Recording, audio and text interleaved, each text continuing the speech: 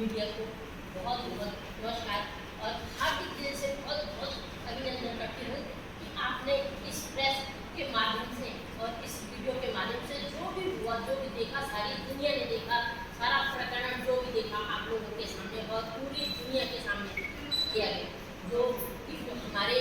मंत्री प्रेमचंद अग्रवाल जो कि इसमें विधायक ऋषिकेश के विधायक हैं और केंद्र में मंत्री, उनके द्वारा जो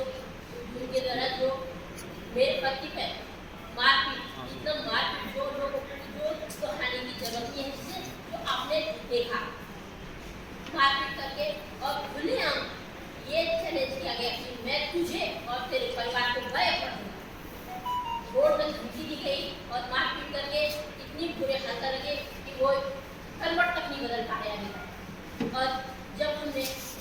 ज़्यादा दर्द हुआ, पेन ज़्यादा पड़ा, तो मैंने एम्स हॉस्पिटल में दिखाया। एम्स हॉस्पिटल के डॉक्टरों की सलाह से ये कहना है कि उनको 3 महीने का बेड रेस्ट किया गया जी। और इस बारे में जो भी अभी तक ये प्रकरण चला है, ना ही हमारे मंत्री जी को पद से हटाया गया है और ना ही हमारे मंत्री जी के खिलाफ कोई कार्रवाई हुई है अभी तक। मैं यहाँ तक कि अपने मुख्यमंत्री सीएम धामी जी से और हमारे राज्यपाल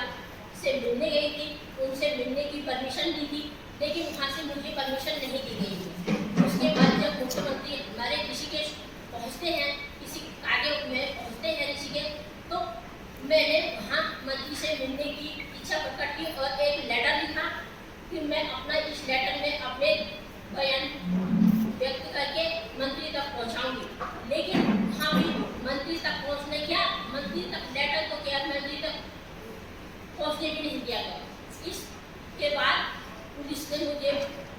जबरदस्ती एक कमरे में जबरदस्ती बंधक बना के रखा गया है। और उसके बाद आप लोगों ने जो घटना हुई वो देखा और उसके बाद पुलिस मुझे जबरदस्ती पुलिस गाड़ी में बिठाकर घर पे जबरदस्ती बंधक बना के रखी है 2 घंटे। तो मेरे आप लोगों से, इस उत्तराखंड की जनता से ये गुजारिश है कि जब मैं ये गुहार लेके मुख्यमंत्री और राज्यपाल के पास जाती हूँ तो मुझे वहाँ से कोई न्याय की दिलासा नहीं दी। अगर आप लोगों के माध्यम से आप लोगों के माध्यम से ये बात अगर प्रधानमंत्री तक पहुँचती है तो मैं प्लीज रिक्वेस्ट करती हूँ प्रधानमंत्री मुझे न्याय दो और जो आपने अभी तक जो मंत्री पद उनको दिया गया है, जिस मंत्री पद की उन्होंने अवहेलना की है, उसको बर्खास्त किया जाए उस मंत्री पद से, जिससे कि वो उस मंत्री पद पर रहकर इस पद का दुरुपयोग न करे, किसी के साथ ऐसी गुंडागर्दी न करे और मारपीट न करे। इसमें जो मुख्य चीज़ है कि हम इस प्रेस कॉन्फ्रेंस के माध्यम से ये भी बताना चाहते हैं कि 25 तारीख को जो महापंचायत हो रही है, इसका मुख्य उद्देश्य है कि मंत्री प्रेमचंद अग्रवाल को उनके पद से विमुक्त किया जाए, उसे पदच्युत किया जाए उन्हें। उसकी सबसे बड़ी वजह यह है कि जब 2 मई को एक घटना हुई तो पुलिस द्वारा सुरक्षा देने के नाम पर, लॉ एंड ऑर्डर के नाम पर सुरेंद्र सिंह नेगी और धर्मवीर प्रजापति को दोनों को इलीगल तरीके से डिटेन किया गया। डिटेन करके उन्हें पूरे दिन और पूरी रात अलग अलग थानों में घुमाया गया। उसके बाद जिस थाने की बैरक में उनको रखा जाता है, उस बैरक में रात को सांप निकल आता है। वो पुलिस वाले सिर्फ कमरे में डंडा फेंक करके और अपना निकल जाते हैं बाहर। उस सांप को भी सुरेंद्र सिंह नेगी ने डंडे से पकड़ के उस सांप को बाहर किया। और पुलिस द्वारा ही हमें ये सूचना भी दी गई है कि बिना मेडिकल करवाए गए,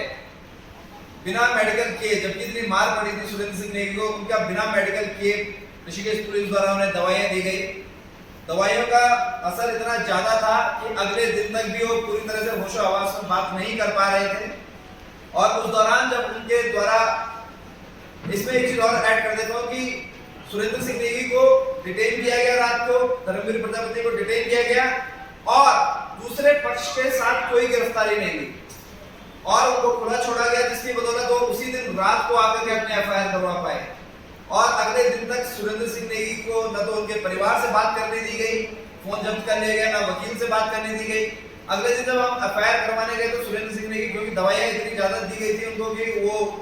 पूरी तरह से होश में नहीं थे, वो जो कुछ बता पाए उसके आधार पर एफआईआर की गई। हालांकि जब उनकी तबीयत थोड़ा सुधार हुआ, जो भी दवाइयों का असर खत्म हुआ, हमने उनसे पूछा तो बहुत सारी चीजें ऐसी थी जो छूट गई थी। फिर हम जब उसे लिखवाने गए तो पुलिस ने वही बर्ताव हमारे साथ किया जो मंत्री के दबाव में वो कर सकते थे। जब वो बर्ताव हमारे साथ हुआ तो फिर जनता का दबाव पड़ा तो वो सारी चीजें फिर दोबारा एफआईआर में समायोजित की गई। तो पुलिस जिस तरह से इस जांच को लेकर के जा रही है और उस जांच के ऊपर पूरी तरह से मंत्री प्रेमचंद अग्रवाल का दबाव है, इस तरह से न्याय मिलना हमारे लिए बहुत मुश्किल है। ये लोग अभी पिछले 3-4 दिन पहले जब कार्यक्रम था ऋषिकेश में माननीय मुख्यमंत्री और राज्यपाल महोदय का, उससे पहले हमारे साथी राज्यपाल महोदय मुख्यमंत्री महोदय से मिलने देहरादून आए। उन्हें उनकी पहली चीज उनसे पूछा जाता है कि आपका काम क्या है। जब जैसे वो काम सुनते हैं उसके बाद बता दिया जाता है कि वो तो यहाँ है ही नहीं, और सिर्फ घुमाया जाता है। लगभग 1 हफ्ते से ज्यादा का समय हो गया, हमें उस पे कोई जब नहीं मिला, हमें जवाब किया आप कब मीटिंग के लिए आ सकते हैं। तो जब वो दोनों लोग ऋषिकेश पहुंचते हैं तो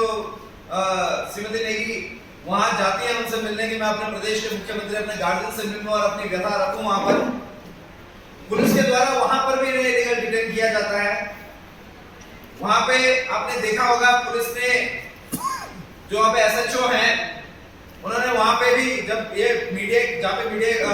उनकी प्रेस कॉन्फ्रेंस होनी थी, उन मीडिया को संबोधित करना था, वहां माइक्स लगे हुए थे। नेगी जी वहां पहुंचती हैं तो वहां पर जो कोतवाल ऋषिकेश है उन्होंने मैन हैंडलिंग करते हुए, जबकि वहां पे महिला पुलिस थी, महिला पुलिस के बजाय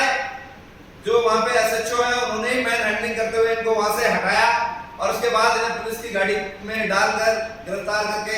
इनको इधर उधर पहले घुमाया, फिर घर जाकर के इनके घर में ही इनको बंधक बना दिया 2-2.5 घंटे तक, जब तक वहां से माननीय मुख्यमंत्री जी और राज्यपाल जी का हेलीकॉप्टर वहां से उड़ नहीं गया तब तक इन्हें बंधक बना के रखा गया।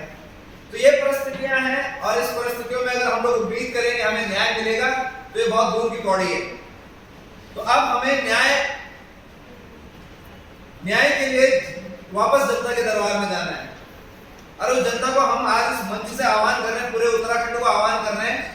कि 25 तारीख आगामी 25 तारीख जो है बृहस्पतिवार को साय 4 बजे ऋषिकेश में